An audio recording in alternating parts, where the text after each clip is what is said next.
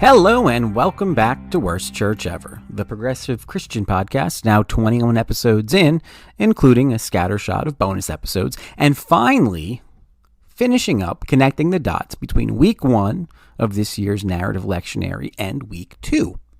About that, the narrative lectionary is a 4-year cycle of readings designed to take readers and congregations through just about all the major stories in Scripture. Each year's cycle goes from Genesis to Pentecost between September and the end of May. There are 2 problems with the narrative lectionary as I see it. One, it necessarily does a lot of skipping because it gives itself 4 years to hit all the major moments. So this coming fall, 2021, we go from Genesis 1 and 2 creation stories in the first week of the lectionary right to the sacrifice of Isaac in week 2, 21 chapters later. Our plan for this podcast at first was to simply use the narrative lectionary as a tool for organizing our podcast schedule, recognizing that it's one of many such tools and that no tool is sacrosanct and that all lectionary style tools do some good things. One of the best things they do is deliver us away from sermon series about issues pastors think are topical or insightful or relevant.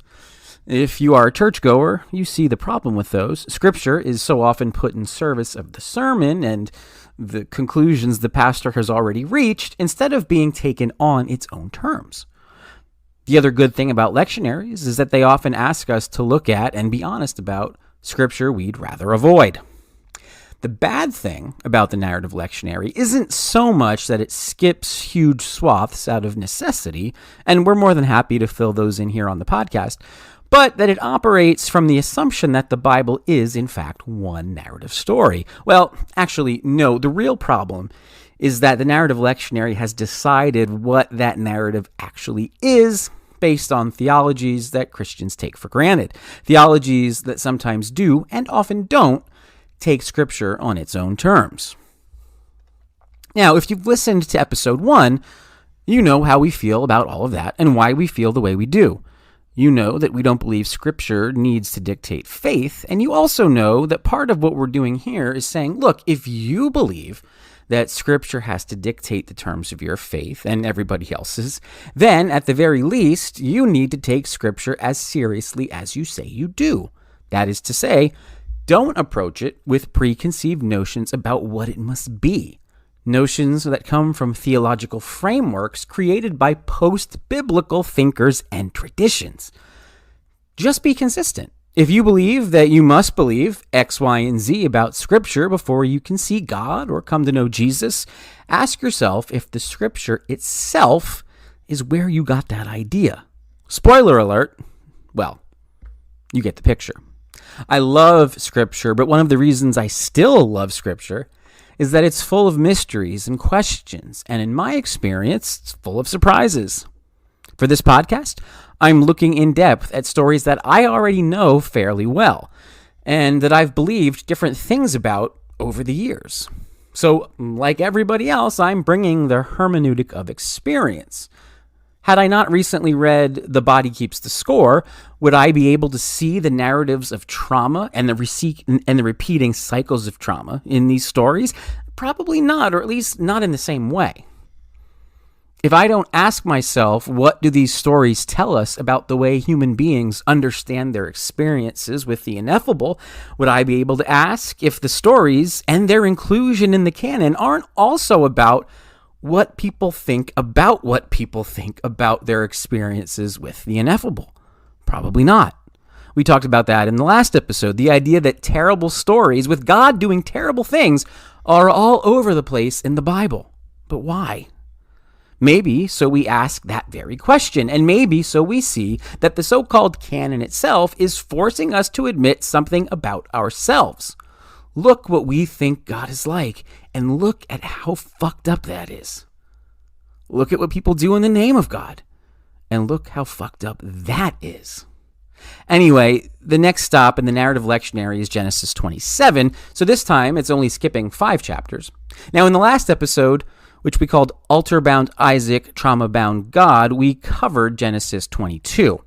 Genesis 23 is about the death and burial of Sarah, but it's mostly a real estate document document posing as a story. The authors want you to know that Abraham had certain bona fide claims in the land of the Hittites, and the Hittites recognized and honored those claims, and money changed hands, and everything was on the up and up.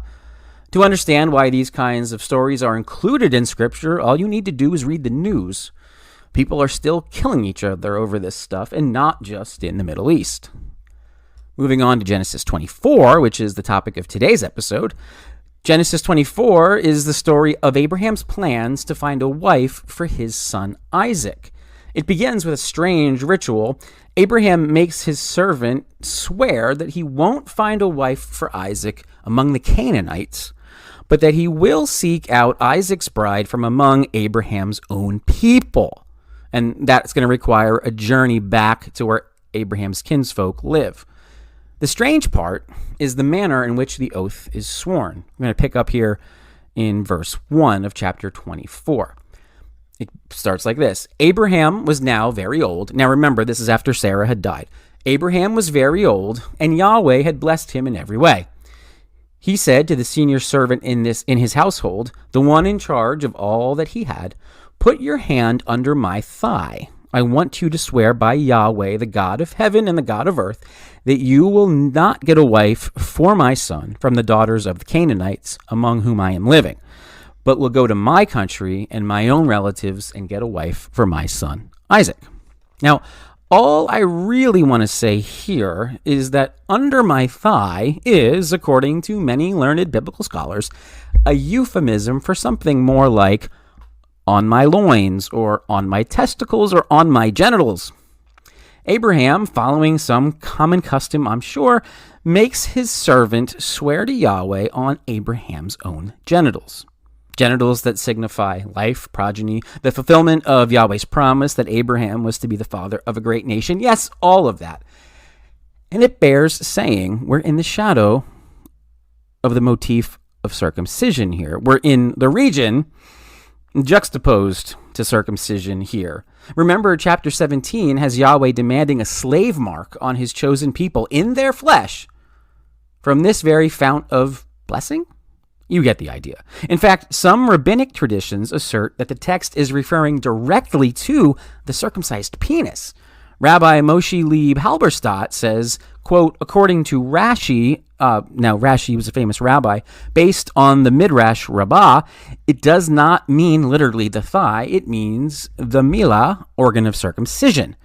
The reason is because one who takes an oath must hold in his hand a sacred object, such as a scroll of the Torah or phylacteries, And the circumcision was Abraham's first commandment, and came to him through suffering. And it was beloved to him, and therefore he chose it as the object upon which to take the oath. Now that's all Halberstadt quoting from Rashi. So I'm kind of stumbling through that quote because, I mean, the idea that Abraham's penis is a sacred object is, well, again, you get the picture. But I guess what I want to say here is it raises a whole lot of questions that we certainly recognize. Is this sexual abuse? I mean, it's a master demanding that a slave touch his genitals as a pledge of fealty and commitment to the master's agenda. I don't know how that would have registered to people in the Bronze Age in the ancient Near East, but I know what we think about it now. Now, some commentators do hold that putting one's hand under another's thigh, that language, that turn of phrase, is actually meant to be taken literally, that it's not the genitals, that the oath taker, always still a social inferior to the one being sworn to, it allows the person demanding the oath, in this case Abraham, to sit on the oath taker's hand. And still, to our sensibilities, it's humiliating, and still meant, even then, to assert dominance.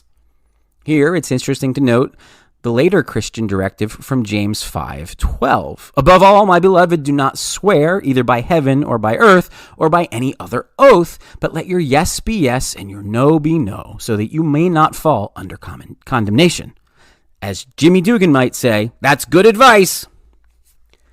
As the rest of Genesis 24 unfolds, the servant, and now here we're going to call him Eleazar for the sake of clarity, following indications from Genesis 15 and making some assumptions, but Eleazar prays for direction, asking that he be able to know the right woman for Isaac by a specific set of acts of kindness. And he is shown precisely these acts of kindness and hospitality by Rebekah, and Eleazar takes this as a holy affirmation that she will be the one to marry Isaac. Rebekah and her family agree, and we're off to the chapel. Now, we could have a long conversation about what agency Rebekah actually had in all of this. The scripture does say Rebekah agreed, and the implication is that she was willing. But the scripture also has Eleazar putting a nose ring and special bracelets on Rebekah right there where he meets her before they even go back to her family. So it's a little unclear to me who really has the agency here. But at least in the text, we have Eleazar asserting dominance over her, but then her agreeing. So make of that what you will. We don't have a whole lot to go with there. I think it's interesting that we know this is a patriarchal society, but we also know that women throughout the scriptures, and especially in the Abraham cycles, do whatever they have to do to be able to claim for themselves some kind of agency. So I don't know. But here's what's really interesting.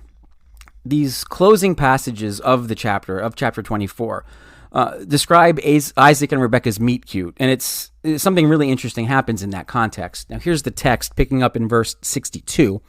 Now Isaac had come from Beer Lahai Roi, for he was living in the Negev. He went out to the field one evening to meditate, and as he looked up, he saw camels approaching. Rebekah also looked up and saw Isaac. She got down from her camel and asked the servant, "Who is that man in the field coming to meet us?" "He is my master," the servant answered. So she took her veil and covered herself. Then the servant told Isaac all he had done. Isaac brought her into the tent of his mother, Sarah, and he married Rebekah, so she became his wife, and he loved her. And Isaac was comforted after his mother's death. That's the end of the chapter.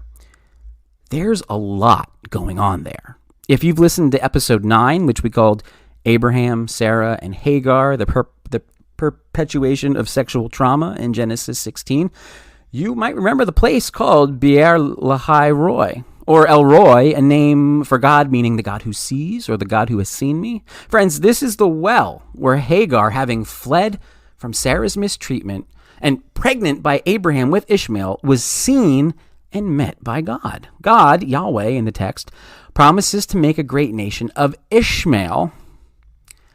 In verse 13 of that chapter 16, begins like this. She gave this name to Yahweh who spoke to her. "You are the God who sees me." That's where we get the term El Roi, the God who sees. For she said, "I have now seen the one who sees me." I'm going to stop there. That's a beautiful image, right? All kinds of problematic things are happening in Hagar's life, including the recorded interactions with God, whether it's Elohim or Yahweh. But this is a beautiful moment. And then in verse 14, we have this. That is why the well was called Beer Lahai Roi. It is still there between Kadesh and Bered. Now, in the context of Genesis 24, Sarah, the one who trafficked Hagar to Abraham, only to abuse her into exile in the desert, pregnant and with no provisions, the same Sarah who later sees to it that both Hagar and her young son Ishmael are properly banished, this same Sarah has recently died. Isaac, Sarah's son, now a grown man, is doing two specific things according to this text. Number one, he's mourning Sarah, and number two, he is meditating in the field and by the well where Hagar first saw God, and even more importantly, felt seen by God. Holy shit. In mourning his mother, Isaac has returned to the scene of her crimes against Hagar and against Isaac's own half-brother Ishmael, which is also the place where Hagar came to see God and felt seen by God. Hagar is the one who named the place Beer Lahai Roi, the well of the one who lives and sees me. I can't say this enough. Holy shit. The body and the brain keep the score of trauma. We perpetuate trauma. You think Isaac wasn't traumatized when his parents banished his brother? You think he grew up not hearing the stories of how Sarah, his mother, abused Hagar into exile when Hagar was pregnant with that brother? Families are not that good at keeping secrets. I'm here to tell you, Omerta eventually breaks down. Isaac is grieving his mother, but he's also trying to come to terms with the fact that the mother he loved was also a broken, traumatized person who, in turn, traumatized others. And where does he go to meditate and work through this shit? He goes to the room where it happened, the scene of the crime, the well of the one who lives and who sees. And then Isaac brought Rebekah into the tent of his mother Sarah, and he married Rebekah, so she became his wife, and he loved her. And Isaac was comforted after his mother's death. Holy shit. That's the end of the chapter, and that's the end of this episode. Thank you so very much for joining us. A few housekeeping notes as we sign off. We're now on Facebook, Instagram, and Twitter. We're also on Patreon if you'd like to support the production of future episodes and the growth of this podcast.